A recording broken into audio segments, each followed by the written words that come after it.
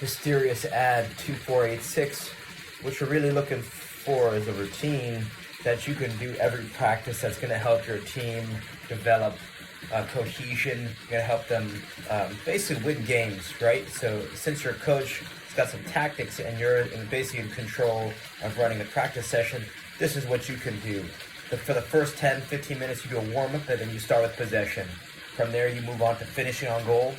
From there, you move on to crossing and finishing, and then you finish. Ideally, you bring the goals in very small. You're playing the big goals on a small field, and you split the teams up into 3. And then what this is going to do, it's like a king of the hill style play. So the third team that's sitting out, they act as bumper players, right? So it's possession, finishing on goal, crossing and finishing, and then 3 teams playing to two goals, and then with the team sitting out as bumpers. And the reason why this is so effective is because it's essential things you need to do in theory to win games. This is a routine that my coach Doug Nevins used to do with us. This is when we were ranked #1 in the country at U18. He was named Gatorade Coach of the Year coming out of New Jersey. So this is super simple. This is simple enough for anyone to run. You don't need complex tools. You don't need much of anything, to be honest. You can do it with as little as 9 field players.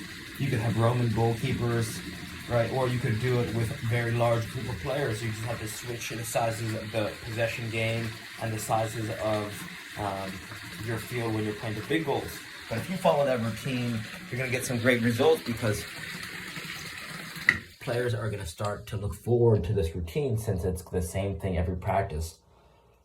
There's a natural tempo and a flow of the progression, right? So for finishing on goal, you want to make sure that they're hitting the side netting.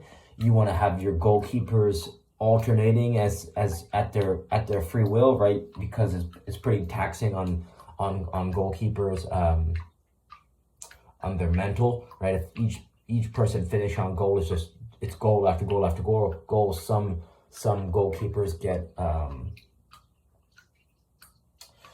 beaten down mentally if they're just letting in goal after goal, especially if you have good finishers. So you want to encourage your goalkeepers to either rotate in and out of goal, or you just have if you don't have one goalkeeper at practice and you just have him pop out whenever he chooses. For crossing and finishing, you want to have 2 lines in the middle. You want to have 2 lines on the outside.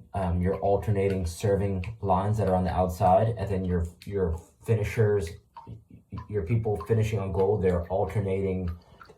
They're crisscrossing their runs. So you're starting your runs at about around the half of the field, right? Starting at the halfway line, and you're going to be crossing and finishing on goal, alternating the serving lines, right? Balls are on the left side and the right side, both serving lines. And then you're going right into playing to big goals. So it's like, some coaches use playing as a reward for a good practice, but that doesn't make sense to me. I think you want to include playing to goal and really have the practice end on a high note. So, this is not the perfect practice routine, but it's one that you can do pretty effortlessly, and you can do the same thing every practice for the whole season, and you're going to get great results from your players, and it's going to be a lot of fun. So this is one of my favorite. It's just a simple and smooth routine that any coach can replicate. And then you could, if you want to, you could switch different possession games. You could go 3-team possession, monkey in the middle style. You could put different gates all over the field and have 2 teams playing possession, but you got to play through a goal to score a point. So there's variations. You could change up what type of warm up you do. So there's a lot of options that you can do, but it starts with the same structure: warm up, possession, finishing on goal, crossing and finishing, and then playing the big goals on a small field with this team that's sitting out as bumpers. If you run that training session every practice, I promise you're going to see great energy from your players, and it's going to be a lot of fun. So hopefully this helps. Reach out to any questions. All right, thank you.